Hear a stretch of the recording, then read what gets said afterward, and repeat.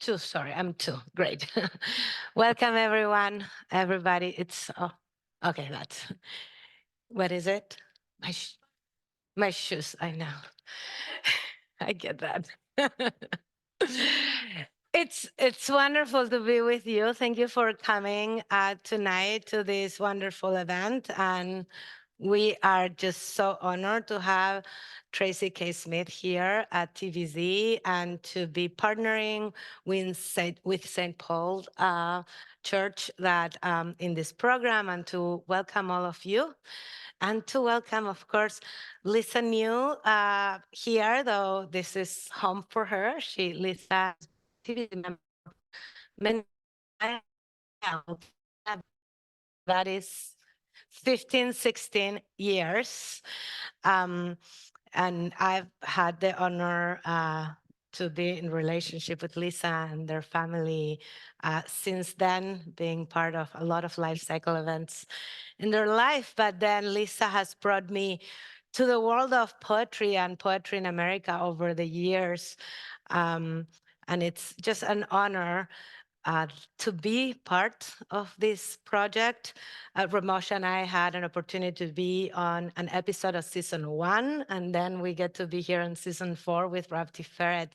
So it is really wonderful to have this live event with all of you, with an opportunity to learn, to hear a poem that most of us are not familiar with. I have to say, Tracy, that someone gave me your book as a present 2 months before Lisa called me to tell me, would you be part of it? It's like, I've heard that name. I think I've seen the book in my house, and here it was on my desk. And it was such a beautiful way to, it's like, oh, now I'm going to learn and hear. So to be able to share this with you, and just thank you for being here. I feel very honored to be this evening with all of you here. So that I want to invite Lisa, who's going to tell us a little bit about this poem, about Tracy, and the rest of the evening. Thank you, Rav Claudia. This is working? This is so Yes. fancy. I'm really honored to be here. TBZ is my synagogue, and it's one I don't come here as much as I want to. Someday I will come more, but it's a place I really love, and love Rav Claudia, and love all of you. I really do. I am so honored to introduce Tracy K. Smith, with whom I've had the honor of working on 2 different television episodes. Tracy is one of the most esteemed, versatile, prolific poets of our time. She was the poet laureate or advisor to the Library of Congress. I think do they know which consultant to the Library of Congress slash poet laureate during her tenure as in that role. She journeyed to small places all around the country doing poetry and events. And as somebody who makes public television, when you talk to the public television marketing people, they're always talking about the top 50 markets. The top 50 markets exclude so many interesting places where Tracy spent time. She now teaches at Harvard. She's the author of books that are always she's always changing. She keeps evolving. Her book Life on Mars was the one that really brought her to broad attention. That book was full of science and God in a way that very few books of poetry are. She's also the author of Duende, Wade in the Water, and two very beautiful prose memoirs. The first, Ordinary Light, that I studied in making this episode, and her recent book, To Free the Captive. A few years ago, when I was planning my fourth season of Poetry in America, I knew that I wanted to include a poem by Tracy. So I kind of snuck up on her and asked her if she would read a poem by Frost with me for the show. And we got to know each other a little bit then. This was during COVID. And so we had this very complicated, labor intensive for the poet method of filming where we'd send them a kit, like a filming kit, and they would have to film themselves. It really was a huge pain. Tracy was very, very gracious about it. And what she contributed to that Frost episode was a kind of spiritual resonance that she discovered and articulated in Frost that is uncommon in what people say about Frost.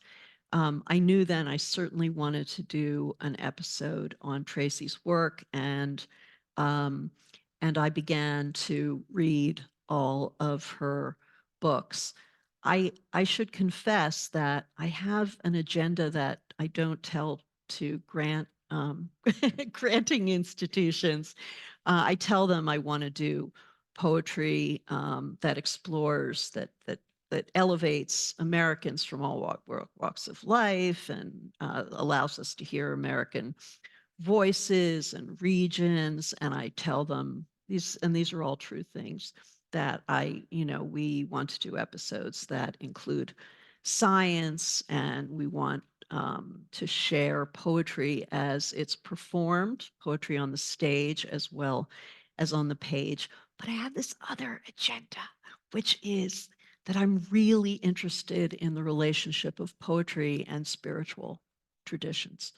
And that's probably personal for me and has to do with my own curiosity about spiritual. Somehow I for the years that I was a professor, I worked in Jewish studies, but I wrote books on American Protestantism and American theology. My mother could not. That was a real head scratcher for the family. And so in the first season, as Rav Claudia mentioned, we did Allen Ginsberg's Kaddish along with an anti-war poem called Hum Bum. And for that gathered leaders from a whole range of host traditions, but Rav Claudia and Reb Moshe were the ringers. They were quite extraordinary. In season 2, I think my cherished beloved editor Peter is here. I think it was season 2. We read some poetry by Mark Doty that was about the AIDS epidemic, but also about heaven and hell and descending and forgiveness. And Yusuf Komunyaka's poem, You and I Are Disappearing, ends with a kind of biblical apocalypse. So I'm always interested in that stuff. And Tracy's Hill Country, though, it took us to a new place because it's really theological. It's really, it grapples with philosophical and theological problems that don't necessarily lend themselves that easily to television. But nevertheless, I thought it was extraordinarily powerful, and it I could hear the resonances in hill country that, from Psalms, of course, and from Genesis and Exodus. And so and as you'll see, this poem is environmentally so sensitive, and it stands sort of in awe of what Protestants call the creation. Um, I'm wrapping up now before I introduce Tracy. Um, Tracy's poem also seemed an obvious one to choose it um, because it asks us to look up, right? To look to the hills, and so many faith traditions um, uh, look up to the skies. And so in this episode, in addition to Tracy, Rav Claudia, Rav Tiferet, as you'll see, we joined with members of the Pilgrim Rest Baptist Church in Phoenix, and we were lucky enough to film with practicing Buddhist and country icon Jimmy Dale Gilmore on his porch in the hill country. Um, this poem speaks to so many religious traditions. I'm sure that the episode you'll see in a minute doesn't catch or capture many of the things you will notice, you will see as you just listen to the words of the poem, so that you can listen to the poem in the classic way of hearing a poem uh, from Tracy. We'll ask Tracy first to read it, and then we'll show the film.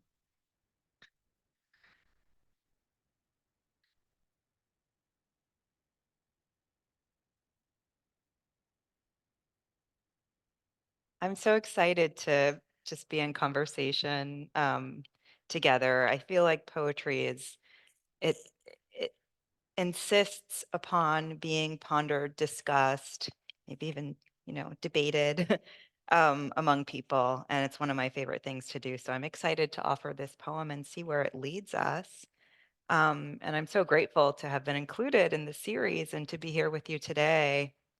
I also think poetry can lead us out of ourselves. And part of that is, you're in an encounter with the speaker. You go to the place or the state where the speaker has found or recovered something.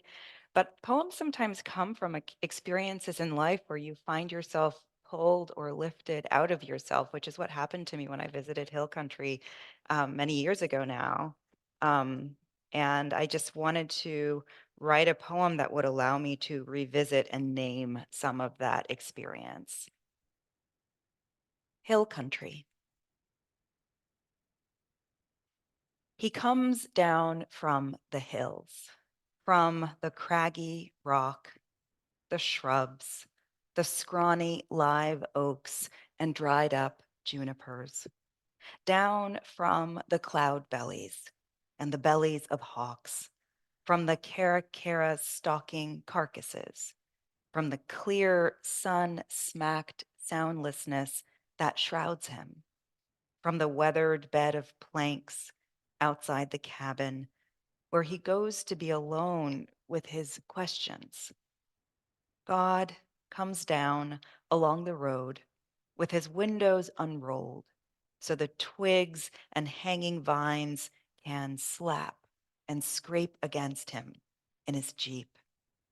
Down past the buck caught in the hog trap that kicks and heaves, bloodied, blinded by the whiff of its own death, which God, thank God, staves off.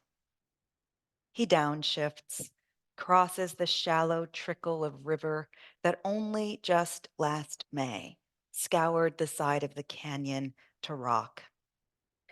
Gets out, walks along the limestone bank, castor beans, cactus, scat of last night's coyotes. Down below the hilltops, he squints out at shadow, tree backing tree, dark depth the eye glides across, not bothering to decipher what it hides. A pair of dragonflies mate in flight. Tiny flowers throw frantic color at his feet. If he tries, if he holds his mind in place and wills it, he can almost believe in something larger than himself, rearranging the air. He squints at the jeep glaring in bright sun, stares a while at patterns the tall branches cast onto the undersides of leaves. Then God climbs back into the cab, returning to everywhere. Thank you.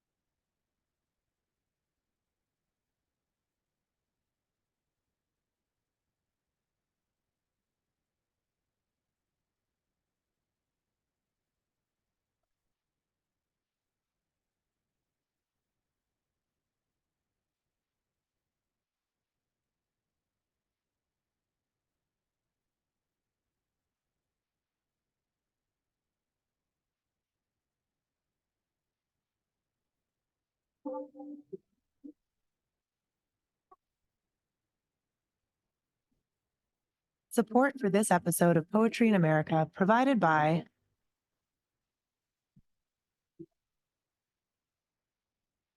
the National Endowment for the Humanities, bringing you the stories that define us.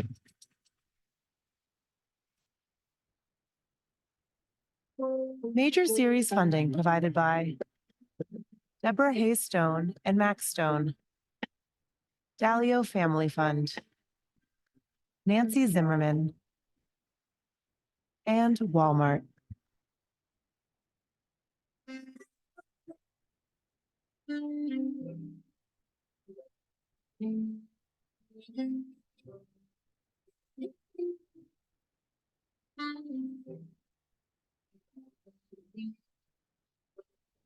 He comes down from the hills, from the craggy rock, the shrubs, the scrawny live oaks and dried up junipers. Down from the cloud bellies and the bellies of hawks, from the caracaras stalking carcasses, from the clear, sun-smacked soundlessness that shrouds him. From the weathered bed of planks outside the cabin where he goes to be alone with his questions. God comes down along the road with his windows unrolled so the twigs and hanging vines can slap and scrape against him in his Jeep.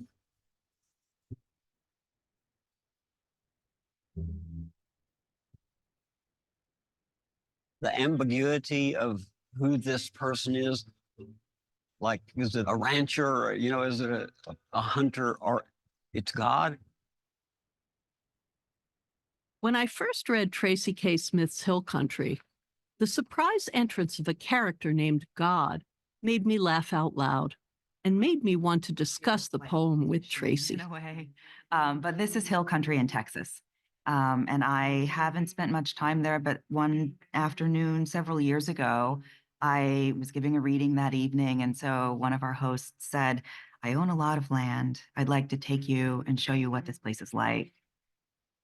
But when I sat down and I wrote this in hill country outside that same afternoon with butterflies and dragonflies and beautiful sunlight, it became something else. I felt the silence, and that just felt like an imaginative or even a spiritual space opening up for me. Tracy K. Smith is a poet, memoirist, and teacher. She won the Pulitzer Prize and was the 22nd Poet Laureate of the United States. To read Tracy's Hill Country, I gathered 9 interpreters. Pastor Mackey and 5 congregants from Pilgrim Rest Baptist Church in Phoenix, Arizona. 2 rabbis who lead Temple Beth Zion in Brookline, Massachusetts. And on his porch in the Texas Hill Country, celebrated singer-songwriter and practicing Buddhist Jimmy Dale Gilmore. He comes down from the hills, from the craggy rock, the shrubs, the scrawny live oaks, and dried up junipers. This area that we live in is called the Hill Country. That's the nickname for this area of central Texas. It's hills, but it's also desert. It's thorny. It's harsh in certain ways. And at the same time, it's very soft and beautiful. It seems to me there are probably many hill countries invoked here. I like the largeness and the everywhere sense of just hill country that's not specified. I connected it to not necessarily this particular landscape like Texas and that kind of territory, but it's more about the mountains and the hills because it's so majestic. I think the hills remind me, they help me remember the vastness of all of it. If you listen to nature in the way that I was trying to do on that trip, it is a sacred space that you're led to recognize.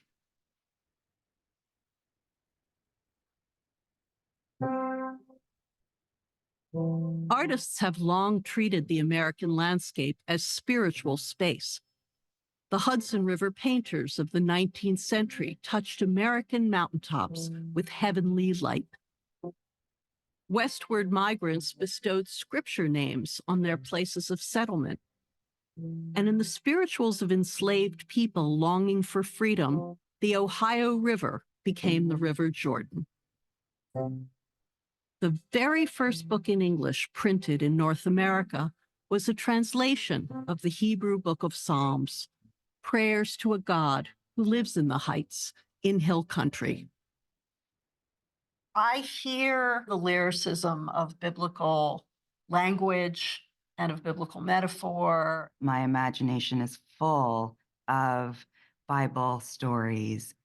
As a church-going child, a landscape where Christ walked or where his followers scattered.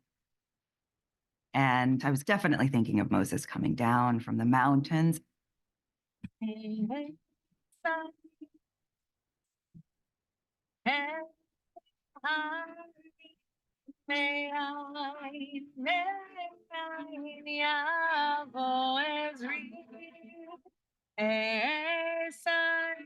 Hills are a unique part of the biblical landscape. In the Bible, so many transformational things happened at the hills.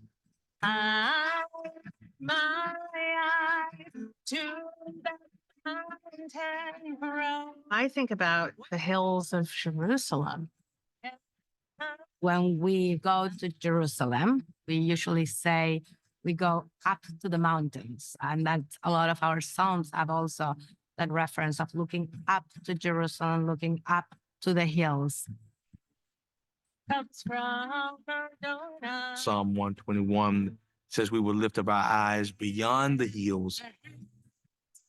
here. Down from the cloud bellies and the bellies of hawks. Describes him coming down from the bellies of the clouds, as only the birds can do. There's a perspective shift to come down from the cloud bellies and then the bellies of hawks, which we really only see from down below. When we look up, we see the hawks.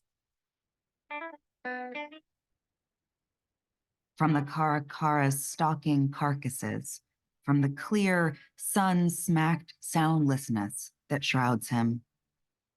I love sound. So when I see words like Karakaras, I'm hearing the air, the flapping of wings, the calls.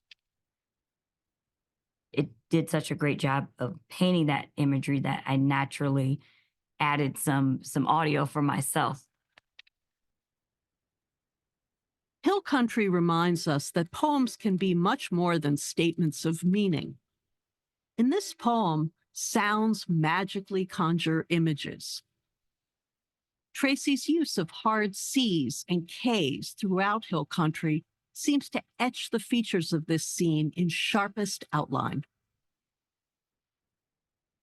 The very shape of this poem, a broad column, but bounded on both sides, intensifies all experience within it. Down from Wide enough for the mind to sweep and drawing the eye around bends, this rough blank verse form conveys a sense of mind in motion, enhanced by the rhythmic repetition of sounds. the weathered bed of planks outside the cabin, where he goes to be alone with his questions. It's a rhythmic cadence that allows the mind to wander. It's descending down the page based on a rhythmic momentum, coming down into a space where silence and questions can be felt.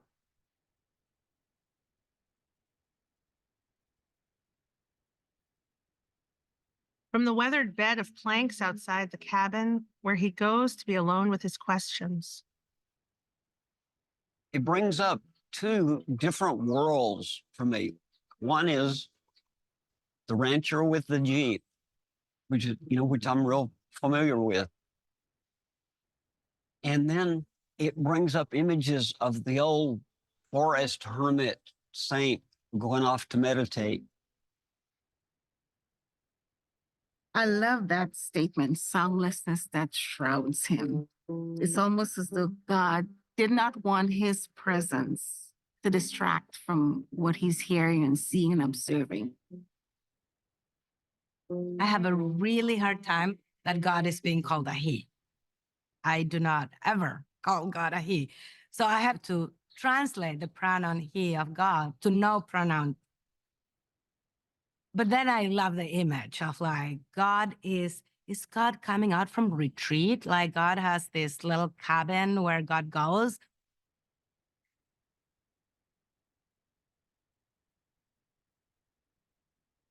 God comes down along the road with his windows unrolled so the twigs and hanging vines can slap and scrape against him in his Jeep.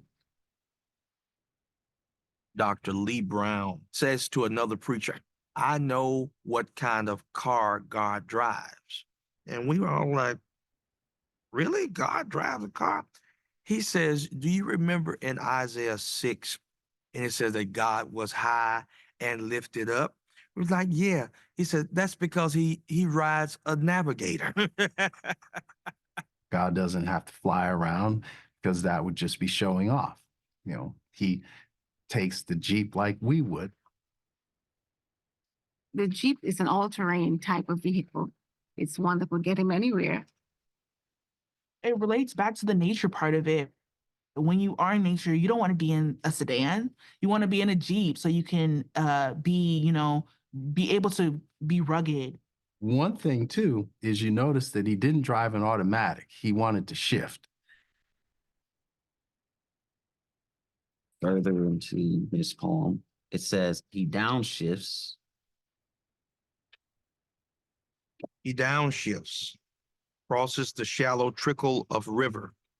Driving a stick shift really requires the driver and the vehicle to be one.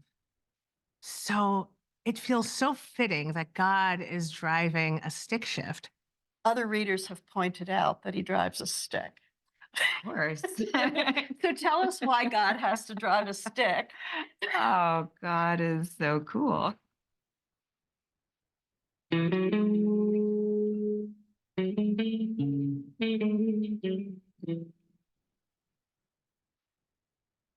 Down past the buck caught in the hog trap that kicks and heaves, bloodied, blinded by the whiff of its own death, which God, thank God, staves off.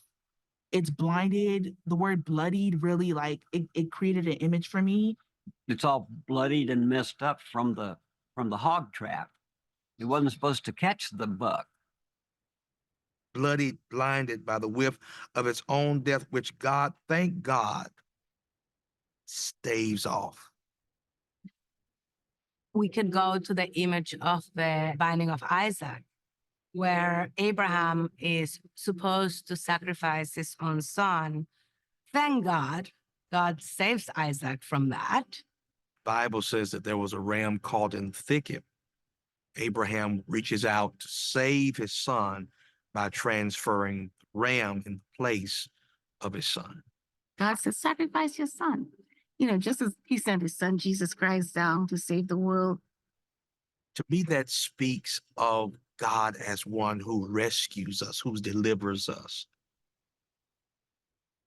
God also got to experience the relief a human feels when something good happens or when something is staved off. You know, it's like, thank God. Thank God. Thank God.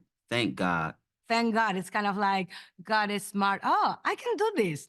Thank God I can do this in a way. I have that power. Thank God.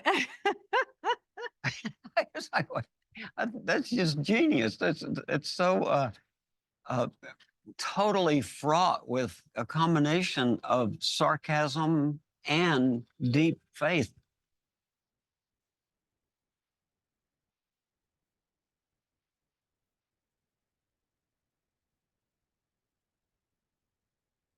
He downshifts, crosses the shallow trickle of river that only just last May scoured the side of the canyon to rock.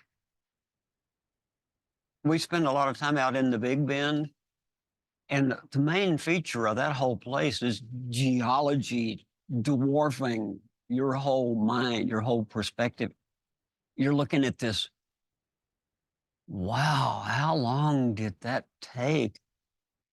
The time unit last May is meant to give us a grounding because like we feel like, oh, it's just last May. So that's last year. That's something I can recognize the urgency of that, which I think is also part of what happens in Genesis. It was evening, it was morning, the first day. Here's a tangible time unit that I can wrap my mind around. All of this is to help us have language and thought for an experience that is so beyond us. While the poem takes us back to the very beginning by contracting vast swaths of time, it also brings us into the present. I thought of global warming and how our world is changing because of global warming. We're in an accelerated relationship to geological time now with an upheaval of weather and the scale of disaster. Maybe that's what that radical shift and, oh, it was only just recently that happened.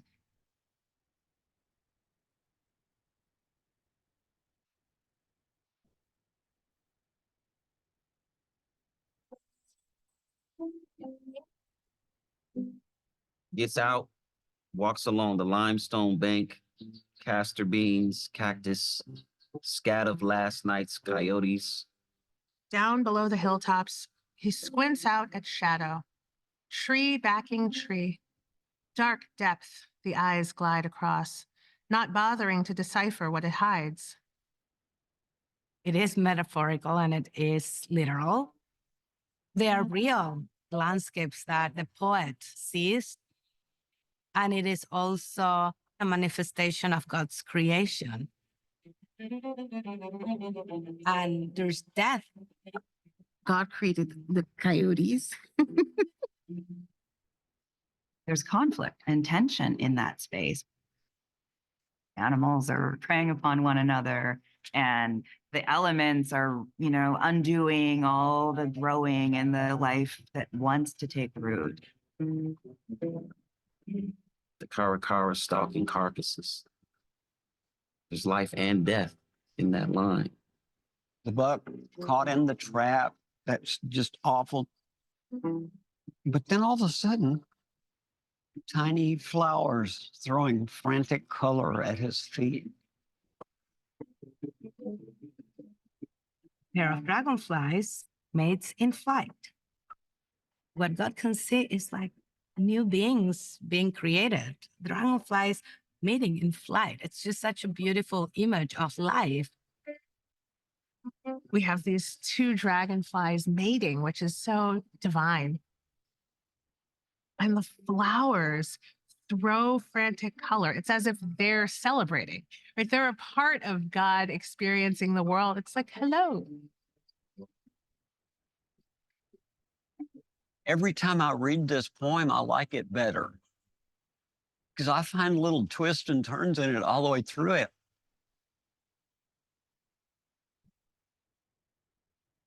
The twists and turns of blank verse provided the romantic poet William Wordsworth the perfect vehicle to lead him into the spiritual heart of nature. The large space that Wordsworth opened for me as a young reader of poetry, and to think, oh, it's philosophy. For Wordsworth, the movement of the imagination through nature is movement toward the divine. I don't necessarily feel like my relationship with the Old Testament is what my Sunday school teachers intended it to be, but it's in there.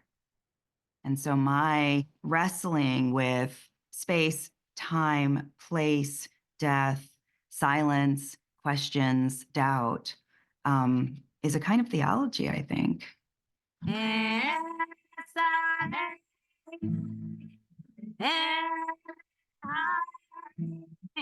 If he tries, if he holds his mind in place and wills it, he can almost believe in something larger than himself, rearranging the air.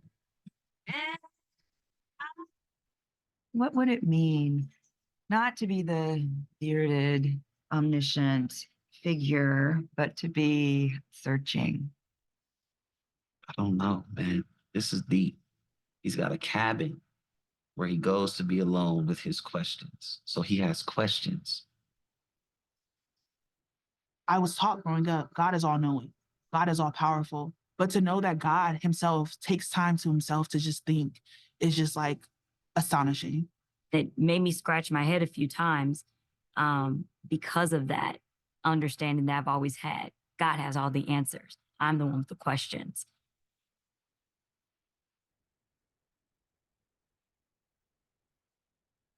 If he tries, if he holds his mind in place and wills it, he can almost believe in something larger than himself, rearranging the air. She's imagining a God that is imagining. So there's like a Mobius strip of thought.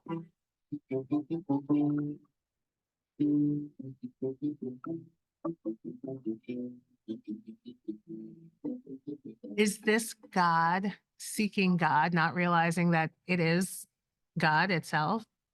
The poem, if it's succeeding in some way, should bring you into the part of yourself where that type of thought process is possible.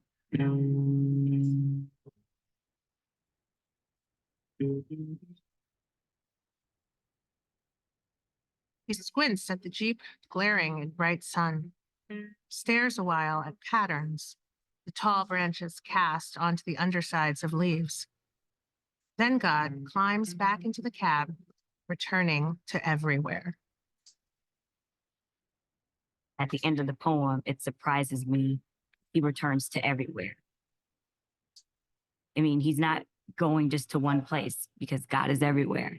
The part that is mind-blowing for me is that God stepped out of everywhere. How do you leave everywhere?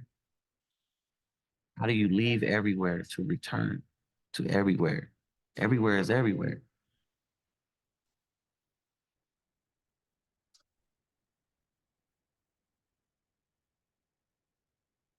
I feel a loneliness that he has to go back to everywhere.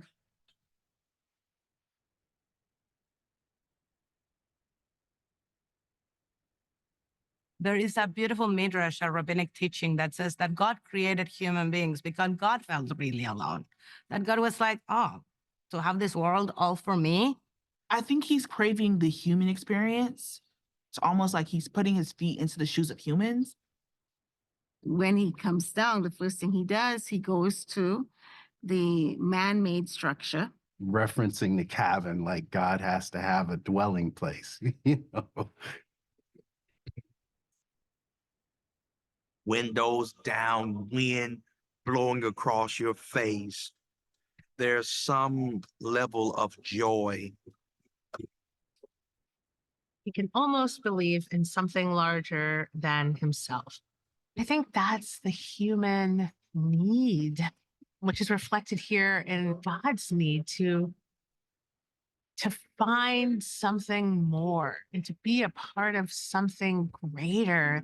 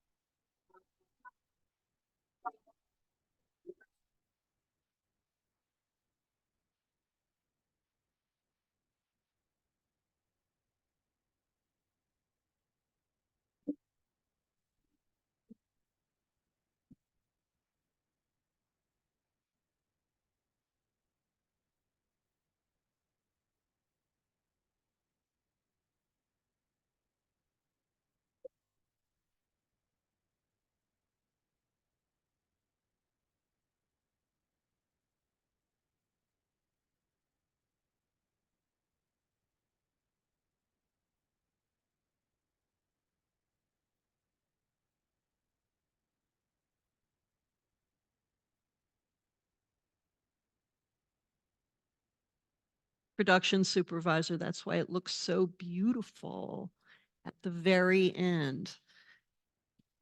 All right.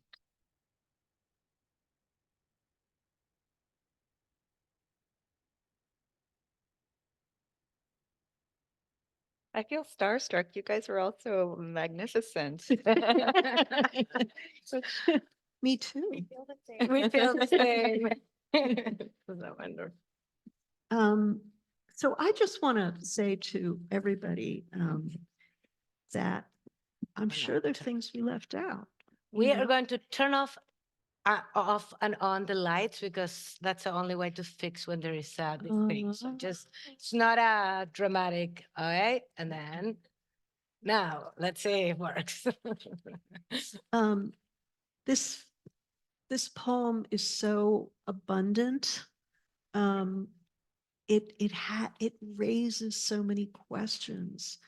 It touches so many places where you don't even know where the joy is coming from.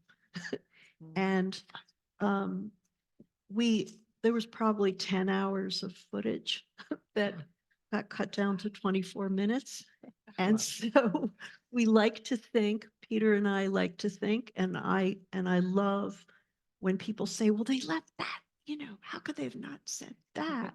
And so these episodes are really unfinished and are kind of waiting for the other things that that people might say. And so I just wanted to say that, and to everyone, I hope that we can talk about some of the things you saw or heard that that we didn't include in the film, including disagreements. One thing we didn't include and thought about, because of Tracy's beautiful memoir, Ordinary Grace, right? Light, sorry, Ordinary Light, which tells the story of her upbringing. It's a beautiful book about her mother, and her mother's religious devotion, and I kind of thought about including more of that and didn't. So I'd actually, and I know that your spiritual life is in evolution and that you're reading in many different traditions. And so I'm just wondering how you would kind of tell the story of maybe of the present, of, of on the backdrop of the traditions you were raised in. Yeah. My mom, when she would sometimes tell me the story of finding God, she didn't say a lot, but she would always say, I was searching. And then I could feel her mind going off to her story. And where I came in was the moment where she had found a community. She was an Air Force wife. And so every couple years, my family would move. I'm a lot younger than my siblings, so I only moved a couple times, but they moved constantly. And so I know that loneliness was a big part of her search. And I also know that she had grown up as a member of the Black church in Alabama in the 30s and 40s. And so the community of faith was a huge part of her sense of self and hope and purpose and possibility. But I think that there came a moment where she had these existential questions that the vocabulary of Christ, particularly in the New Testament, I think helped her to feel grounded in. And so I inherited that, and I inherited the practice of church going and the community. I think of it as like the human community that comes with faith, which is part of that dynamic. But I also loved the stories. I got excited when I look at the land in that beautiful episode. I think about the land I imagine the disciples like dirty feet walking on and robes dragging and earth smells, human smells, things that used to make me feel like these were people with questions and problems that I could be curious about, yearn toward that complexity. I think now I would say that my sense of devotion has to do with, I guess I'm still really invested in the notion of miracle and in the sense of what in the Gospels Christ describes as us calling forth from within. And so I think my practice of faith has to do with meditating inward and outward toward, I believe it's God, ancestors, spiritual masters, guides, everything with life force that wants to be useful. And that's a big part of my poetic practice.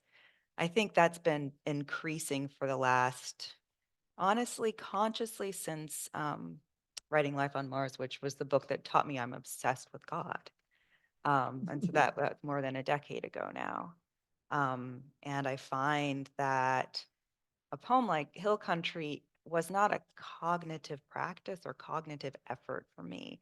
It was a matter of allowing the mind to get out of the body a little bit and move and hear and make much of the small and the large, and to be led toward, what for me felt like a concrete, momentary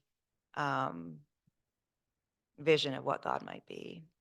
And I like the idea that we are constantly moving through a vocabulary of possibility, for what might be helpful to us, or what might be the underlying or overarching purpose of our human existence. That vocabulary was one that was completely familiar to the two of you when we sat down and talked about this poem. And that is one of the astonishing facts about making this episode. And I think it has to do with a shared community that gathers around some of these texts. And whether they are in Phoenix or in Brookline, and whether they are Jewish or Buddhist, or that something about this language and this tradition, especially for those who know it,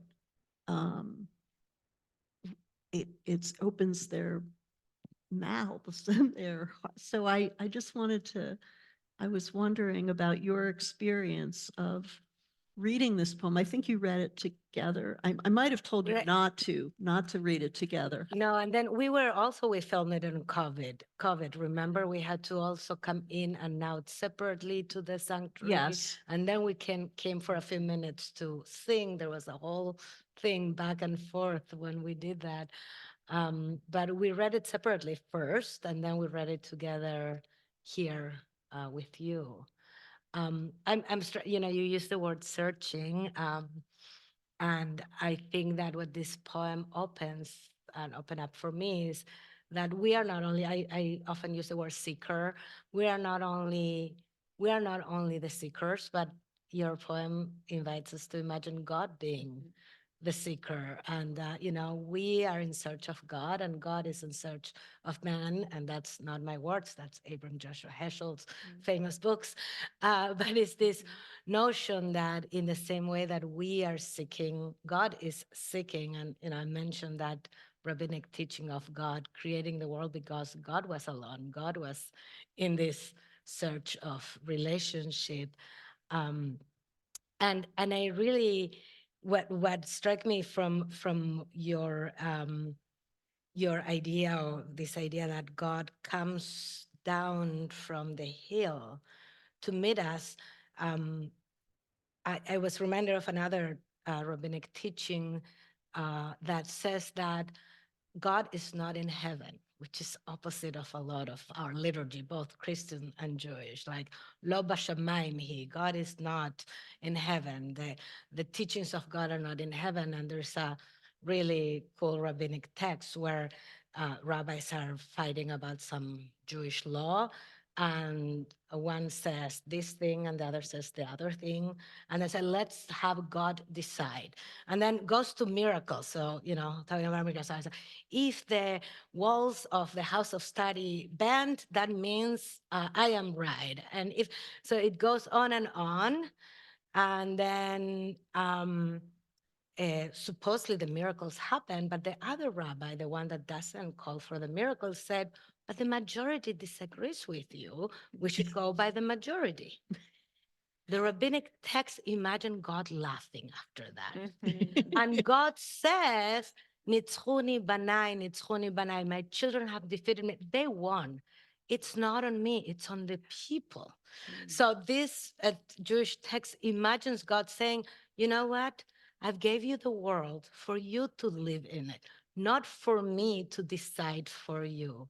So it's God coming down from hill country, from Jerusalem, from Sinai, and we can go to so many images in the Bible, to say, this is a gift for you to live with it, and I'll just watch you, and sometimes laugh and sometimes cry and be with you. Yeah. But I was about to say, but he doesn't watch in this poem, but I'm not going But to you say know, he. in front of I know Yeah. how you feel about that.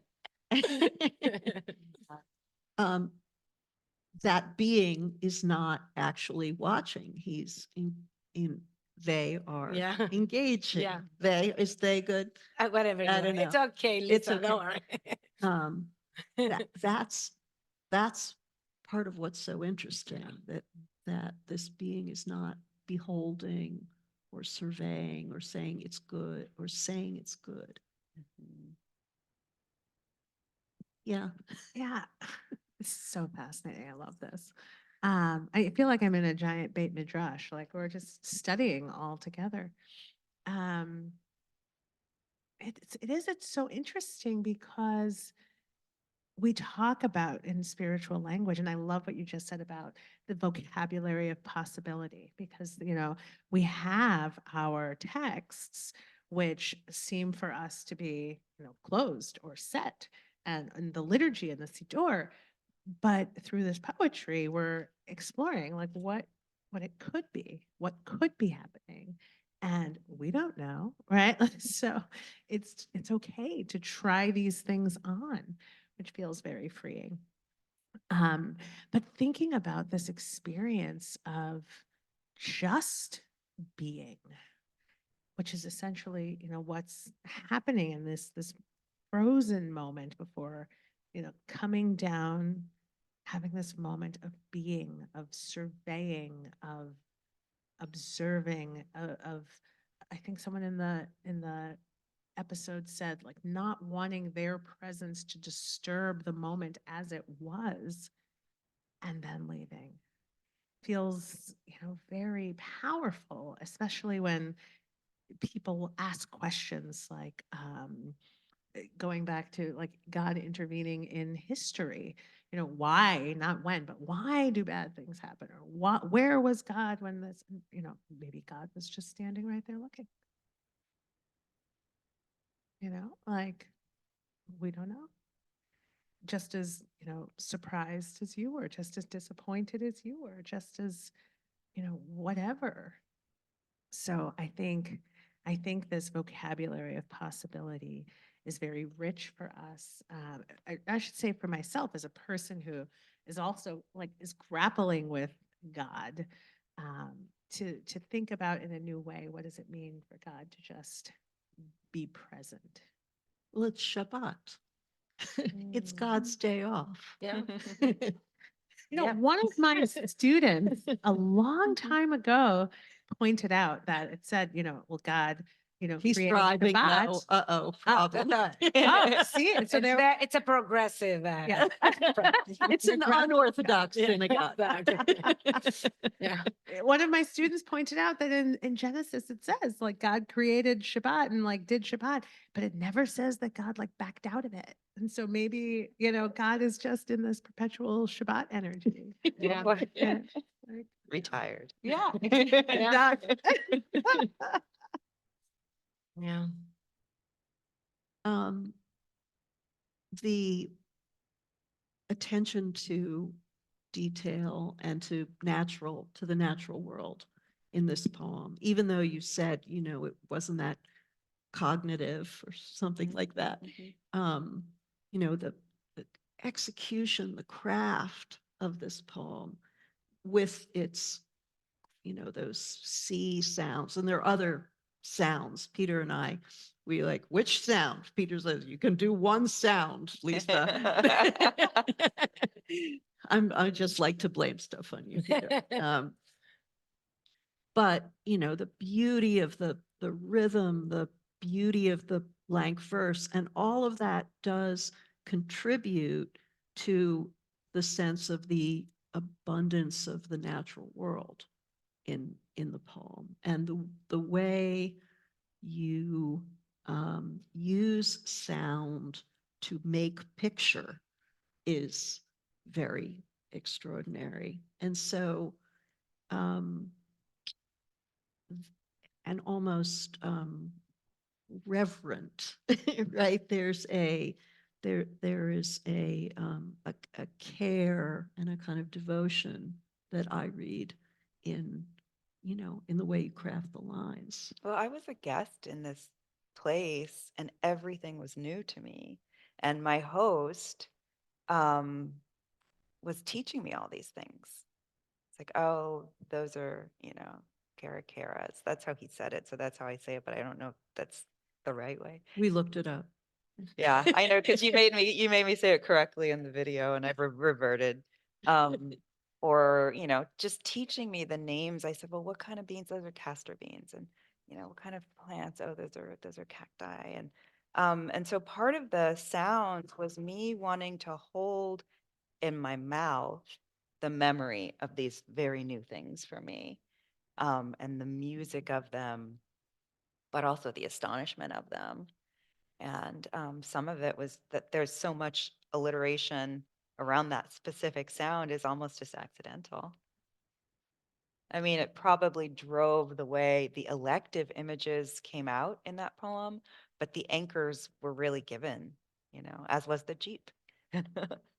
Wait, where'd the Jeep come from? Well, I was driving Oh, you were in a around Jeep. with this man named Bill Johnson, and I first started to just write a poem about that day. And then by the time Bill Johnson needed to be named, he wasn't a man anymore. He wasn't a human anymore. It was just this person with dominion over this miraculous landscape and all the life forms there. And so, the metaphor took root. But it's also a joke. I mean, it's a, it's that's so beautiful, but the poem, I believe it's 10 lines in, we don't know this being coming down as God. And when we realize that it's God, it's very funny, right? It's very, and the God in the Jeep thing is very, very funny. And I love in this poem the way the joy that there's mirth, right? And it's almost as though this poem teaches us that, mirth has its place That's yeah, one of my teachers is always saying, well, remember, mirth is next to the divine. Like it's one of the key features. And so I love to think that the moment that laughter rose up was the moment that God appeared in the poem. The moment it's like, can I get away with this?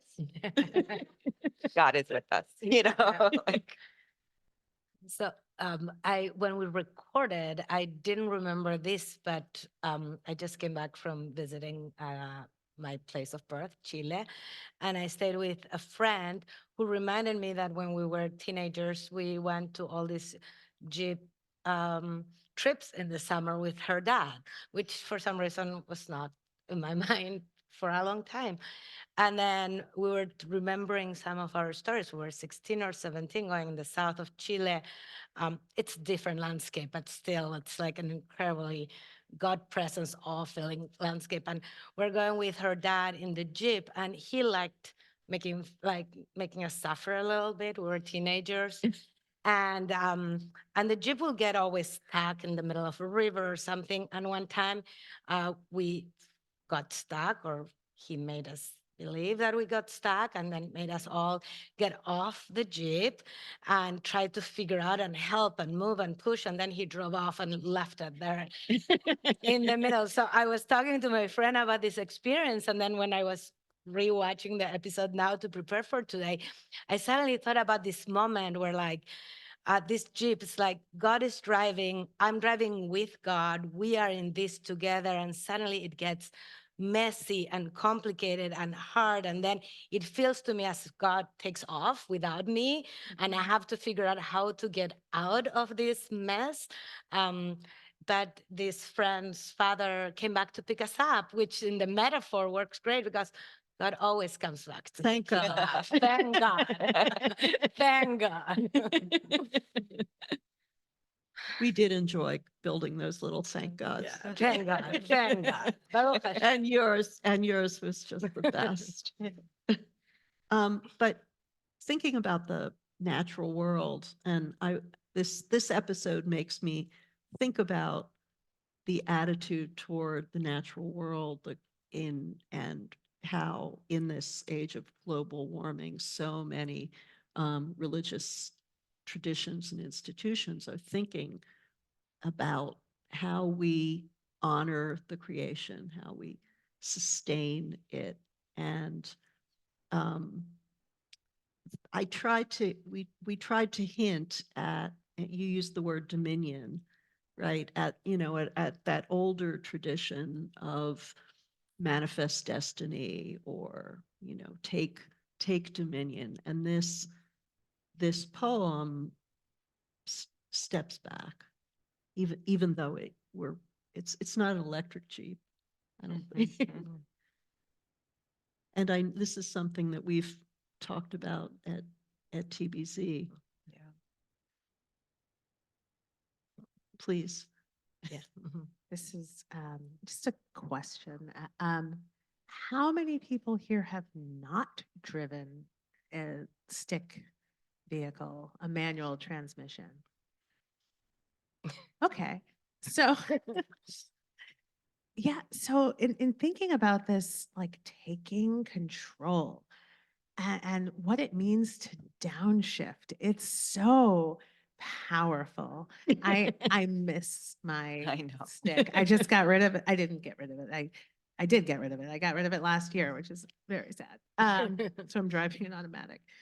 And yeah, it's like not even really driving.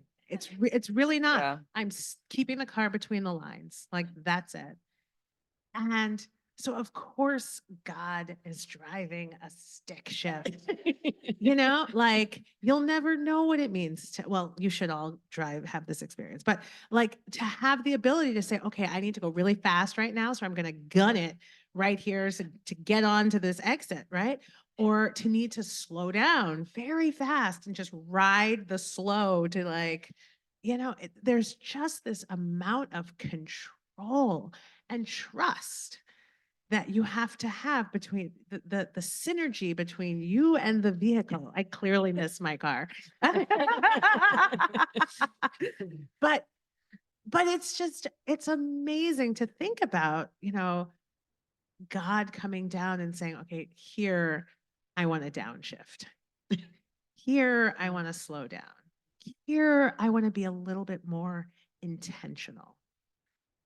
And yeah. Yes, that's part of the delicacy. That's different from the craft, but the levels of deliberateness and restraint that that Tracy's able to communicate. Very, very, very beautiful. I was thinking too about community. It's kind of remarkable on a Monday evening, the way this community comes out. And one of the things I feel so fortunate to have experienced was the joy of that church. Yeah, And that's that true. community that we're just studying together and singing together. And there's a paradox sometimes with poetry that where it can feel to many like a very solitary art form. It's like written by someone in solitude. It's assimilated in solitude. And this congregation, if only readerships felt more like congregations. This one, I couldn't. It was certainly that there was a shared body of imagery, right, and that there was a practice that was giving them. I mean, I interviewed them all separately, but it doesn't feel, sometimes we try to make it look joined, but with this group, they were singing the whole time because of a kind of congregational adhesiveness or something. And that's here, this coming into, everybody was schmoozing on Yeah. the, on the front steps. So you mentioned congregation and your mother, and as a poet, how do you, as a poet and as a teacher of poetry, does that enter in Well, I to was how you think and how you teach? I was just thinking as you were describing that church congregation, they're building something together, even in just thinking about how an image unfolds in their mind. And in some ways, you need a listener or another imagination and voice to make your thoughts and feelings real. And a poem needs, you know, the reader, it needs to believe in the possibility of a tender reader who will listen and contribute. I feel really lucky that poetry is a community as I experience it. It's a small world, the poets. And so we talk and talk about our teaching and talk about one another's work and where work is coming from for us. That's how I engage with my dear friends, even our problems and the consternation can lead us to some mirth sometimes if we can talk about it from the right direction. And I think that, in the classroom, what do you notice? What does it activate for you? What does it remind you of? How do you want to answer that? For me, it's different. All of that feels like a similar kind of creative act that I think is part of our DNA. And there's so many facets of our experience that seek directly or not to nullify that. Mhm. So I really cherish this. I think this is one of the most Yeah. productive things that we can be doing with our time, talking about Yeah. what we imagine, what we notice, and what it activates.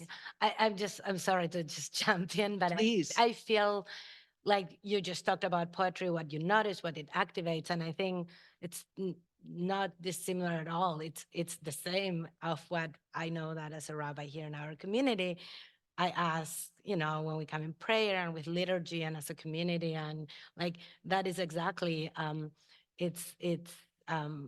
poetry or liturgy or scripture or any interaction between each other are about noticing and activating something that it's beyond words, but we have the only way we can communicate it is through words, and that's the vocabulary that we are searching and seeking all the time. And it is to be able to go to some place where we can really access that, which we can't really with words, but we do our best with words. And you as an amazing poet did that for us. And I think liturgy does it for me. Um, Liturgy in Hebrew, usually I am challenged by translation, and we try to figure out how we can make translation to hold that is. So it is, you were speaking about poetry, and I was hearing spiritual life, religious practice, whatever the way we want to talk about. I agree. Yeah. Yeah, or language itself as it holds the sacred, right? Yeah, That beautiful. Our connections to each other, our capacity to notice and appreciate, all that. I think we should open it up. Yeah, I think to- Bree has Bree a has- microphone there for people. Oh, we have There- this. oh, Yeah, there we yeah. go. Anyone tag me?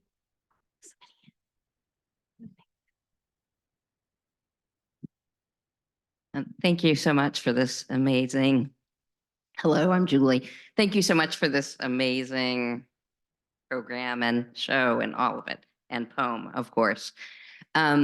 So one of the things I thought about, God appears human in the Jeep, and it made me think about that we're told that we are made in God's image.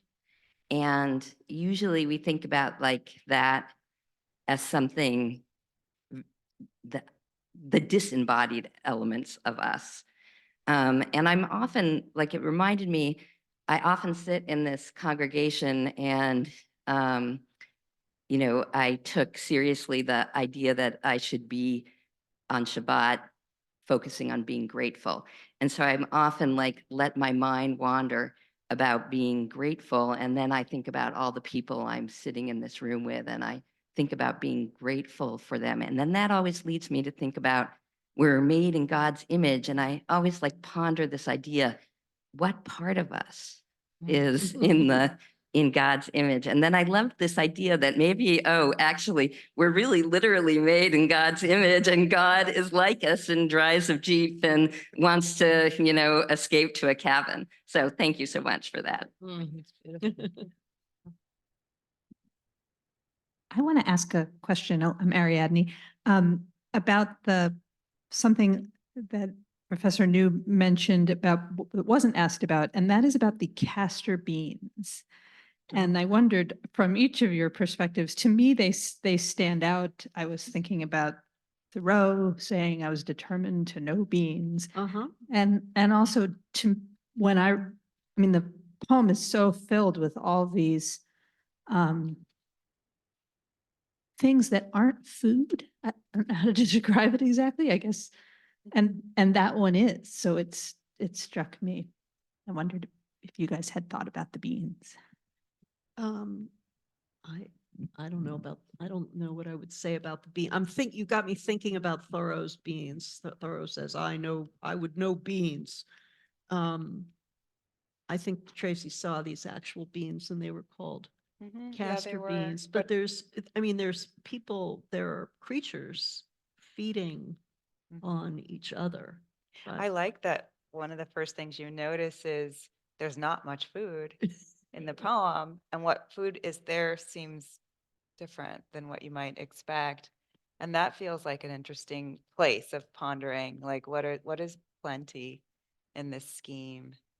Whose needs are centered in this scheme? And I don't have an answer other than that there were castor beans.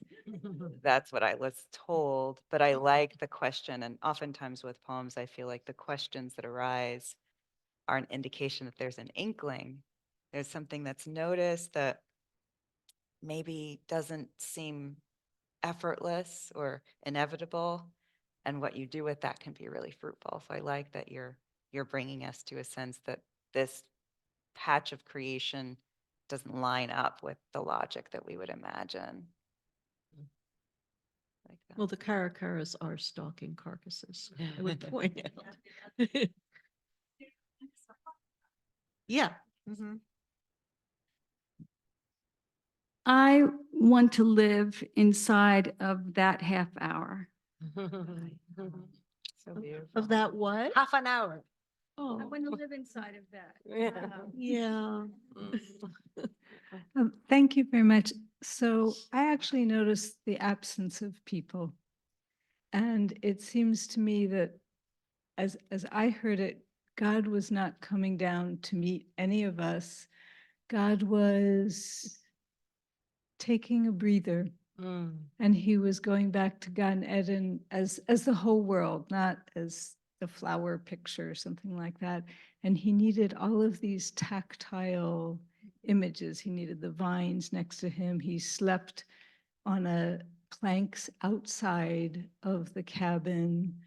And I guess what my question is, actually the one time you allude to man, it's when the deer is trapped in something that a man would have built, or a woman. And Probably a man. Did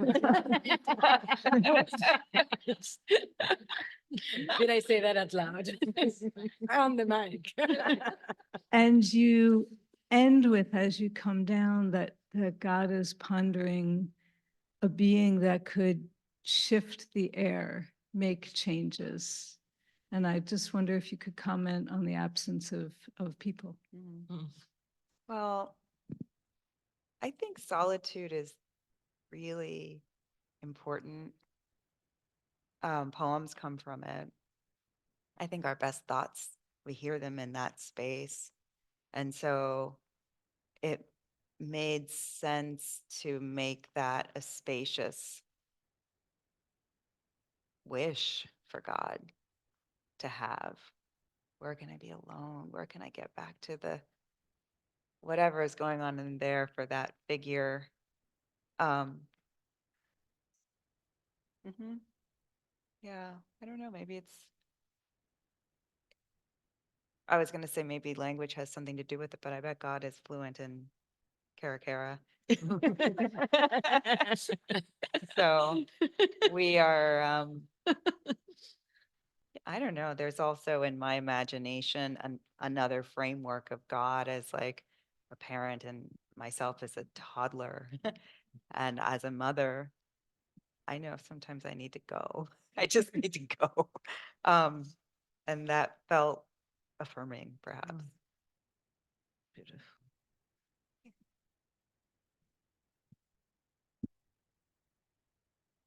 So I saw a biblical image in a new way in this poem. I see it as God coming down to the godly place on earth, which I think of the tabernacle, the Mishkan in the desert. And I guess I never thought about what God does there or why God needs this place. If I were to try and answer that, I think God's coming down so we can be close to God. But it seems like God's coming down, even down is not the right word, but God enters our world in this little cabin to sort of have a taste of our world rather than God's presence being there for us to taste. And then, and that's the Hebrew translates as God dwells among us. And one of the rabbinic interpretations is that that word can be translated as within us. So God is within our world in your poem, not within us internally as much. And then when God's had a taste of that and maybe given us the sweetness of that, then God can go back and be everywhere again. So thank you for that interpretation. Oh, thank you for that. That's beautiful. Yeah.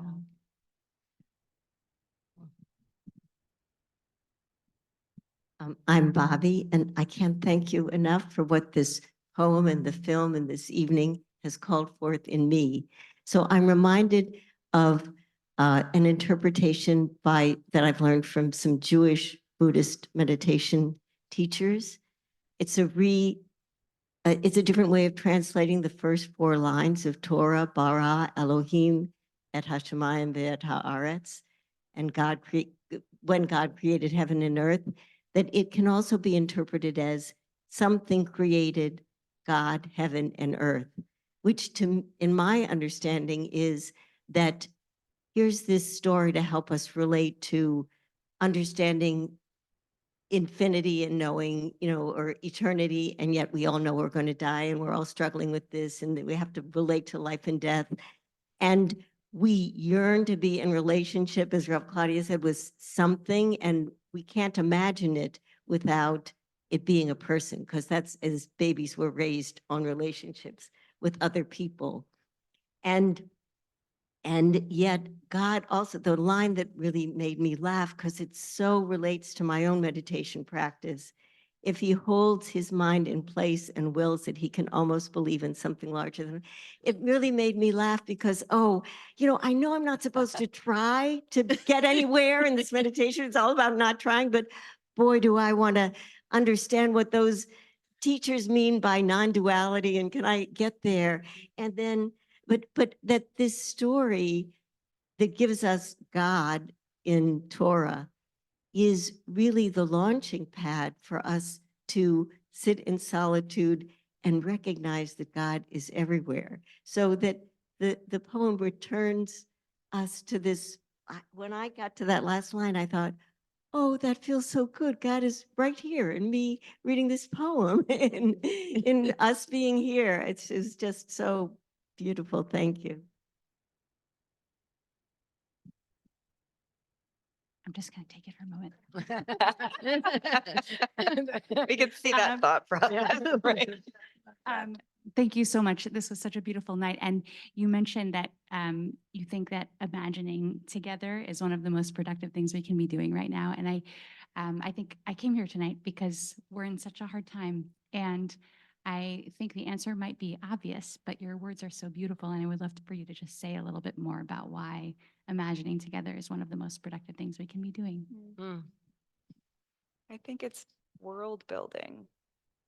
And I think it allows us to really touch the dimensions of ourselves that we're aware of and to be surprised by what's there that we didn't know was there.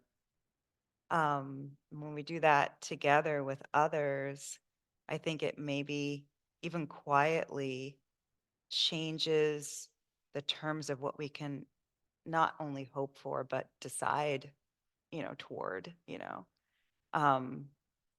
and that, I mean, the other half of that for me is, again, we live in haste and we live in with what feels like necessary recourse to thought packet, like prefabricated statements, habits, notions of what one does. And that eliminates a lot of the muscles that allow us to stop, rethink, help, innovate, correct, wish. And those are those are the skills that I think heal.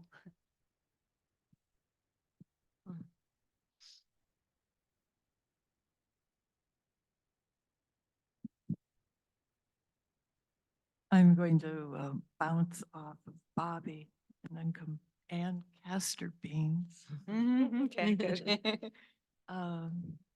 Yes, the closing that God returns, she returns to everywhere. Put me in the realization that if we had seen this character be the castor bean, be the cabin. If God is everywhere, even in this material world of man-made and nature-made, God is there. And that's such an important area of no boundaries, of interconnectedness. And one little side note about that castor bean, it's lethal. I was thinking that. It's lethal. And look, yes, I had to look it up, but if you take 1 to 4 beans, it's lethal. It's lethal. And look where you put it in that. Right? I was just in Texas a couple days ago for another poetry event, and I had a driver on a long drive from Dallas to Waco, and he was saying there's a bean on that tree, and it's deadly, but there's something that a knowing cook can do with part of it. I don't want to get too close to those recipes, but yeah, thank you for bringing that into It was so clarity. Yeah. So in this mirth, you brought us to death. Right? It's just there, right? It's just everywhere. It's just there. And it's just, it's our acceptance of the passage of the life. So I wanted to move it back to the creators of the film, away from the poet for a second. And I noticed in the images of the Jeep, God driving the Jeep, it's always descending. So it's reflecting what's happening in the poem as well, the coming down. We made it go like this. And I We wondered, made it make blank verse. it was always and even the image of the cabin, it's taken from a perspective of above. So you're looking down at the cabin. And I wondered whether those were conscious decisions on your part or on the editor's part. Certainly the Jeep, you know, we had no choice about who was driving the Jeep. It's hard enough. We needed an off-road vehicle. We decided the Jeep couldn't be red. They were going to give us a red one. We thought that's going to send weird signals. And so, you know, we had a guy, a Jeep driver drive a Jeep, and we wanted him to be making blank verse down the mountain. And Peter, I don't remember the view from above, and Matt worked on these too. Matt like cleaned up the Cara somehow. Matt. Yes, that's a nice thought about the cabin. That actually is a stock photograph. We did not go looking for the perfect cabin in real life, just through lots of websites. But the cabin just felt like the right kind of cabin with the wood and the old chimney and stuff like that. That's really what was interesting about it. Yeah, exactly. But we worked hard on the your point about, you know, sort of from below and looking, you know, looking for that perspective. I would not, you know, downplay what it means to go through even created things to find the thing that is still delivering the message. Even in the Torah, it says, you know, God created the world from the tohu vavohu, right? Like the elemental parts were here. There was the mastery and the arrangement. Yeah. So. And then connected to something you said, Doug, it's like, not Doug, I think, I don't remember. One of you said, but that God is present everywhere. You know, I thought about the molecular kevodo, that God's presence fills the whole world.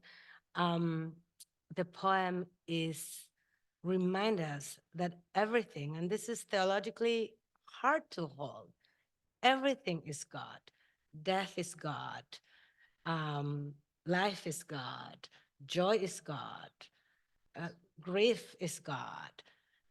Darkness is God. Light is God. And you know, you make it so vivid in the poem, and our tradition makes it very vivid too, definitely in biblical text. But we often feel so uncomfortable with that we kind of like don't want to talk about lethal, what were beans, castor beans being also God, right? It's like God cannot be dangerous, but there is, if everything is God, also that it's dangerous is God. And theologically, that's for a whole other class, which we could have another time. What does it mean to hold that as part of our understanding of God fills every place, every space, every moment in our existence, not just the good things. That everywhere, you know, that last word of this poem is so provocative and interesting and funny too. I think was most moved, and I did love Pastor Mackey. You know, by Pastor Mackey said, "Son, you know, wind on your face," and that. So I'm hearing a kind of comfort with everywhere that I, as a reader of the poem, didn't feel so much. I felt what an incredible blessing it was for God to have this very, very local, to be not in everywhere, but in Texas or in, you know, be someplace very particular. And I think that you were giving us that in the poem as well. There's a tension between everywhere and this amazing place where you said you wanted to live forever, right? But I love the freight you bring in, like in the same way that it was exciting to hear all the different voices say thank God in all these different ways. Everywhere could take a lot in from what's brought there or projected there by other voices. And the dark side of that is exciting. I like that you offered that. Thank you. Oh my goodness. Yeah. So my name is Rachel, and I wanted to comment on the experience of the evening. And I really appreciate that we started by getting to hear you read your poem. And I was really paying attention to where, not just where you were pausing, but how you were reading. And then when we go to the film, you know, and sort of as different voices are reading pieces, and I'm, you know, thinking how that's fitting in and going back to what I have echoing of your voice. And then I was struck. So we're watching a creation of someone else's image of your images. And again, I appreciated that by hearing you read it first, I had the opportunity to create images based on what I was hearing before I'm then assimilating someone else's vision of those same words. And the last piece of the experience, I think, was triggered by, as the poem is being read on film, you start hearing, you know, you hear the birds. And by the end, I'm thinking, okay, now I'm smelling that I'm there. And how it's not, you know, it's like, what are the triggers that are getting me to that sense? Is it the interplay of the words with the images and the sound that's also brought into the film? It's been a long time since I've had such a rich experience of poetry. So thank you. Thank you. Thank you so much. Oh my goodness. Where? We're very over Let's just time. do it. Any thoughts on one Oh, more boy. question? Yeah. What? Any thoughts on one more question, or should we call it a night? Oh, let's just take the last one. So, Aye, yeah, great. for sure. That's what I think here. It's you. Aye.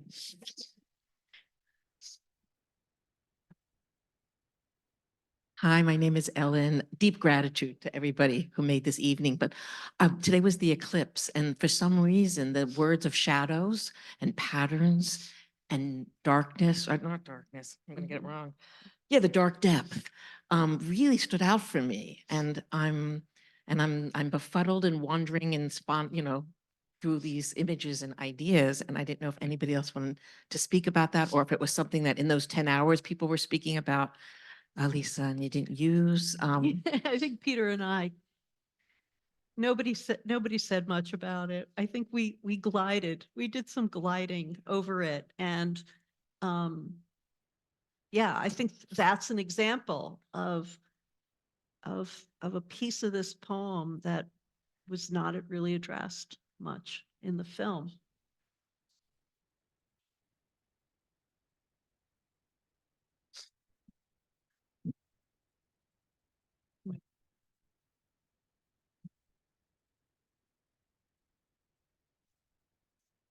When God comes down from the road and when God's returning to everywhere. And then I realized as the discussion proceeded that there's actually a little forecast of God returning to everywhere. And that seems to me, at least, that the patterns that the tall branches cast, they casted shadows onto the undersides of the leaves. And think about desert plants. They're reflective. They have thick leaves, they're shiny. Wow. Somehow, God is preparing for this miracle of returning to everywhere by penetrating those leaves and casting shadows underneath them. Beautiful. Or to the undersides of the Did you think of that? So No, but I'm glad you did. I'm glad you did. I'm going to give you full credit anyway. Wow. Yeah.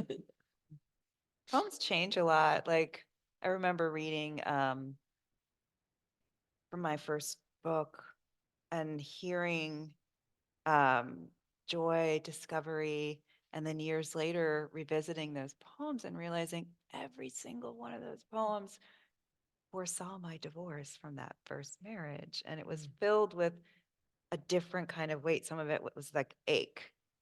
And I know that this poem will change depending. So reading it on the eclipse and seeing a foreboding or feels true to how our perspective changes depending on what the circumstances are. That's exciting. It's eerie. It's like they're living things, or we're just so needy that we find what we need. Yeah. Thank you all for coming. Thank you so much. Thank you. Wow. Well, yes, thank you.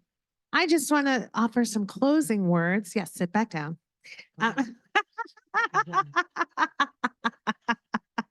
So they're very quick. I would like to, first of all, thank Lisa and Peter for being here with us. Thank you, Tracy, for coming and for reading this fantastic poem. Thank you, Bree, for holding down the door and the water and the lights and all of the things. Yeah. And we also have Seth, right? Someone else from your team. Matt's here Matt too. is Matt here. made those, Thank those you. flowers so beautiful. I think it was my phone photography that took some of those flowers. So you made them much better. It's amazing. When we opened tonight, you said, we'll just see where it takes us. And, we watched the film, Ref, Claudia and I, a year ago, I think. Whenever. When we got it a couple months ago. Oh, was that time moves? I was telling by my hair. So, and I said, well, I think I've said all I have to say about the poem already. And then we watched it earlier today here to make sure the setup worked. And I had a whole other sheet of comments. And I said, okay, well, these are the things that I'll lean on tonight. And then we watched it again all together just now. And I have a whole other sheet of comments, like none of them overlapping. So it's amazing how we could see where it takes us, right? Because we're in this collective, we're having all of these different experiences. So thank you all so much for coming out to be a part of this experience. And I know you have also the sheet that lets you know when this episode is going to air nationwide on May 11th at 7 p.m. And here in Boston, July 7th, you'll have to wait a little bit. But it's streaming starting Monday, April 29th. And hopefully you will have another transformative experience when you watch it again. So Lila Tov, good night. Chodesh Tov. Happy Rosh Chodesh. And thank you. Thank you. It's lovely. Amazing.